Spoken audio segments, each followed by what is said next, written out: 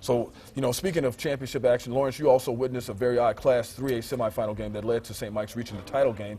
Fill us in on St. Mike's and Hopes. Yeah, the final score sounded more like a baseball score at 8-7. Yeah, 8-7, very low-scoring game. I was actually shocked because both of these teams put up a lot of points.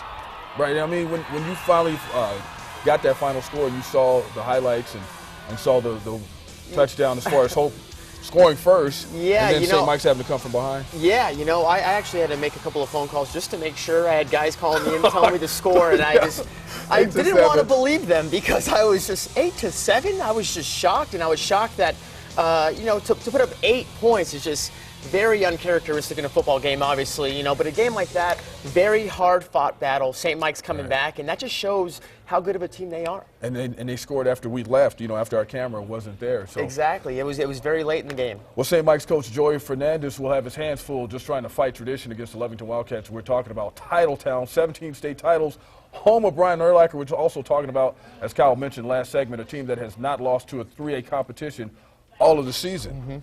That's a tall order. Very tall order. We are heading for the final stretch of the New Mexico ChevyDealers.com football Friday night show.